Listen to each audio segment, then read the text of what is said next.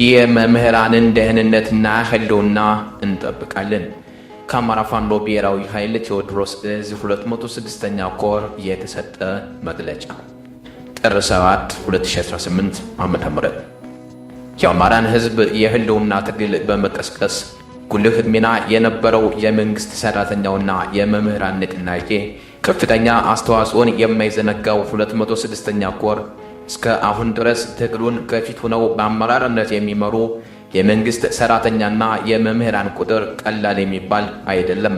የአረመኔው ሰራዊት በአማራ ህዝብ ላይ ወረራ ከፈጸመ በኋላ የመሰረተ ልማት ስራዎች ሙሉ ለሙሉ ተቋርጠው የሀገሪቱ ገቢ ለጥይት መግዣ ሲሆን አገልግሎት ይሰጡ የነበሩ ትምህርት ቤቶች፣ ጤና ጣቢያዎች፣ ኮሌጆች፣ የሃይማኖት ተቋማትና የንግድ ቦታዎች ወደ ጦር ካምፕነት መቀየራቸው ከአማራ ህዝብ የተደበቀ ሚስጥር አይደለም። ይህንን ተከትሎ በቁጥር ለመጥቀስ በሚያዳግት ሁኔታ የጤና ባለሙያዎችና ዶክተሮች፣ መምህራንና ተማሪዎች፣ ካህናት፣ ቄሶች፣ የአብነት ተማሪዎችና ነጋዴዎች በድሮን ሲደበደቡ በርካቶች በአረመኔው ሰራዊት በግፍ ተረሽነዋል። እልፎችም በማጎሪያ ጣቢያ ተወርውረዋል።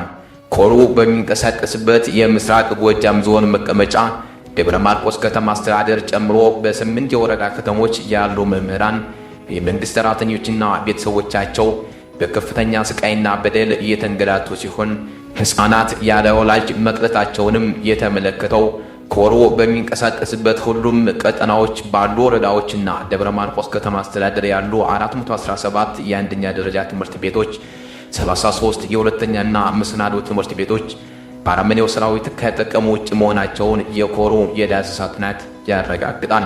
የሀገሪቱን ሙሉ በጀት ለጦርነት እየዋለ የሚገኘው አረመኔው ስርዓት ኮሩ በሚንቀሳቀስበት ቀጠና ያሉ የ111676 መምህራን የሁለት ወር ደሞዝ 326,928,000 ብር በመንጠቅ ለሚኒሻና ካድሪ የአበል ክፍያ መዋሉን አረጋግጠናል።